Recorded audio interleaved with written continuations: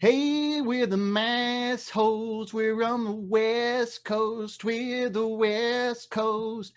Massholes. We're the Massholes on the West Coast. We were from Mass. We were holes when we're there, but we came out here and now we're West Coast Massholes. Hey, everybody. Welcome to West Coast Massholes. I'm Masshole Todd. That's Masshole Josh. We're doing this in the morning right now. I still have the setup from the show I did last night, and I just fell asleep in the chair and then woke up. And now I'm talking to Josh on West Coast Massholes because he's got work. Josh has work. He's going to be working all day. So we had to do this in the morning. Life is coming back. You're just coming back from work? Yeah. But then you have more work, right? No, life is coming back. Oh, life. Yeah, that's true. No, life. No, I get. I understand. Life is coming. Life is coming back. Yeah, you're right. It is. It's coming back. Yeah. And it'll be weird. Like if we keep doing this like this, it'll be weird because we don't have to. I guess we could meet, in a park or something. Yeah. Because I'm not going to Simi Valley. No, I'm not going there. They'll think I'm one of them. Look at this head. I love that the Palisades isn't overrun with the same kind of horribleness. It's just wealthier, that's all. No, it is. It's just like it's like this, like it's this kind of Trumpism. But I want my chicken served this way. But I want it like this. Crossing the crosswalks, fuck you.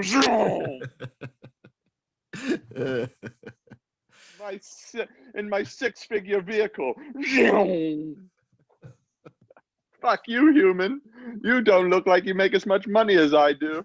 That's the difference. And in Simi Valley, pretty much the Palisades right there. I look at the giant flag on the back of my truck. Enjoy the journey. Yeah, sure. Enjoy the journey. Yes. So your clients, as you said in the text, you have a lot of clients today. Now, you called me a whore a couple episodes ago, I believe. But here you are telling me that I have to do the show in the morning because you have a bunch of clients. What pray tell? Yeah. That mean, Josh? You'll like it because I'm building Nazi hunters. Okay. I'm building Nazi killers. Is that the name of your studio? Nazi Killer Karate or something? Yeah. But I might be a whore in some facets because some clients might be, I don't know what way they lean because their money may say they lean a certain way, but I don't know. So I have to keep my true intent hidden, but like any good superhero trainer, I have to keep some secrets. That's an important part of being. I'm infiltrating the enemy. Mm-hmm. Yeah. Speaking Smart. of superheroes, I watched the Pink documentary last night. I think it was on Amazon. What's that on Amazon? I don't know what on Netflix or Netflix. I thought it was Amazon. Amazon? Yeah, it's on Amazon. Man, so inspired by her, man. So inspired. And speaking of karate, we used to teach her daughter back in the karate school I used to work at, and I was always enamored whenever she was in there, when Pink was in there.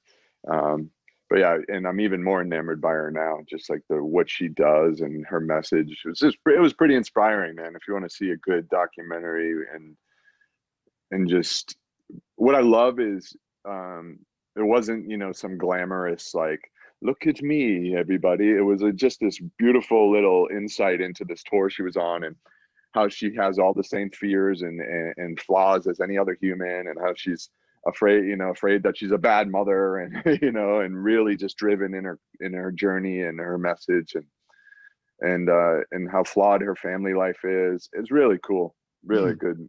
I highly recommend it. She's a badass, man. I don't know her music at all, really. I don't really know it that well either, to be honest with you. I know like a couple songs. Yeah.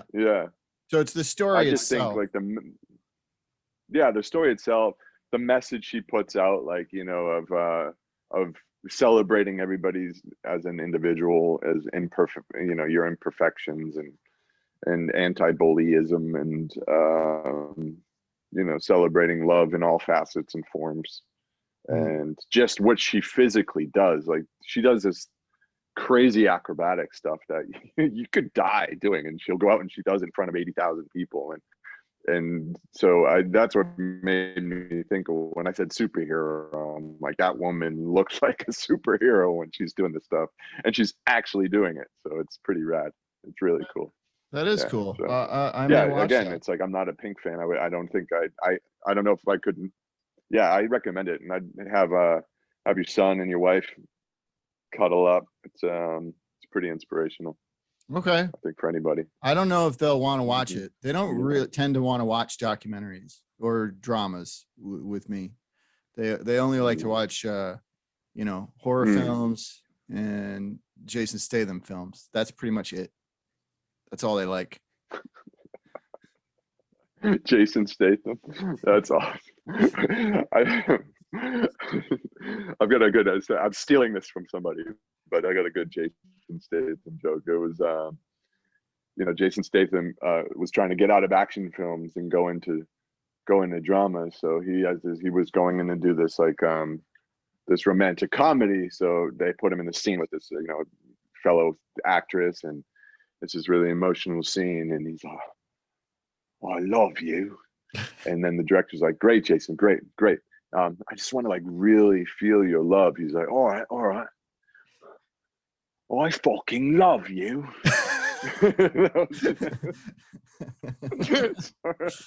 That's a pretty good Statham. I like that. And you can do you're bald like he is, and you can do martial arts like he can. So have you ever considered trying to? Yeah, like, that guy is fit as a fiddle. Well, yeah. Fight Jason. No, I don't want you to fight Jason, Josh. I don't. No, he's tough. He's a tough I mean, guy. I want you to fight him, not real in a movie. Yeah, but I was just saying you could start your own, because I remember in the 80s, like all the brothers of the big action stars, you know, like Chuck Norris's brother Aaron and Stallone's brother Frank, and Stallone's brother.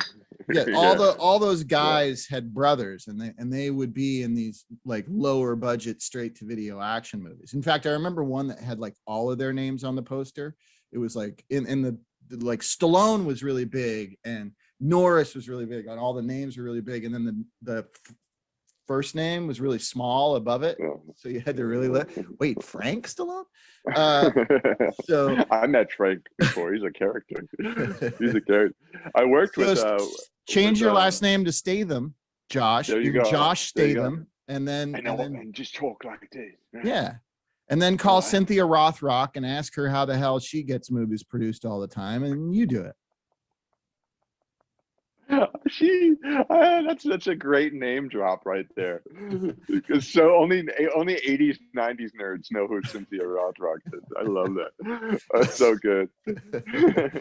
She was great.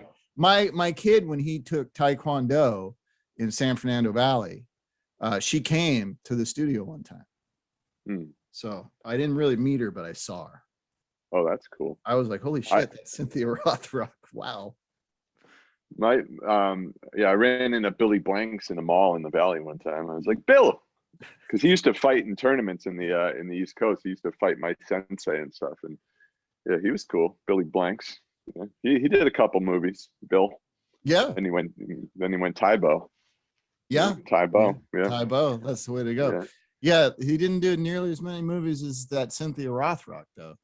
No, not at all. You know, a lot. Actually, a friend of mine, when he first moved to LA, he worked as a PA on one of her movies, and it was it was actually him and another friend of mine, and you know, they were working on the set, and they were pulling the set piece, you know, from against a wall or something, and then behind it, it was just full of black widows. It was just like a black widow nest. And they both just left and never came back. They quit without saying to anybody they were quitting. They just like, fuck this. I'm not. How irresponsible is that? Well, I there are would have just like kids. said, we need a fucking flamethrower over here and just. Yeah. I just think it's funny that you're confronted with black widows and you just leave. Somebody died. Yeah. Yeah, I don't. When I used to work construction, my friend Hanley, his name is Hanley, which is a really Irish name, and his brother's Kevin, but they're Puerto Ricans from the Bronx. So he's just like, their father liked Irish names or whatever. We'll come up with if somebody would shoot our movie, who would play us in real life, and he always said Jason Statham would play me, but Jason wouldn't even try to do a Boston accent. He would just be Jason. He'd be like, "Hey, I'm Josh Wingate. I'm from Quincy, Mass. And I love you." That would be awesome. I would love to see that. Oh, you disappeared. Where'd you go? Where'd you go? I hope Jason watches this. Me too, but you're gone. Where did you go? I'm here. Where'd you go? I can't. Oh, there you are. I'm right here. You disappeared and then you came back. You got to get a computer and an Ethernet cable so we don't have this problem. Got it. Okay. Well, then I have one complaint. It's about the healthcare system in the United States of America, because I just had the surgery done and now they want to take all my money. They want to take all my money. I'm insured by the stupid SAG-AFTRA bastards, but I am now. They're like, yeah, now all your money, because just farting in the hospital is costing like 10 grand. Just going in there is like $10,000. I know I don't have to pay that whole 10K, but it's ridiculous. I have a giant copay for my colonoscopy that I had a few weeks ago, which is like that's like kind of torture. The 24 hours leading up to it. So I'm paying a lot of money to have tortured myself in such a way. It's a little frustrating. What was your operation? Yeah. What'd you do? Would you have a? I had to have this. Can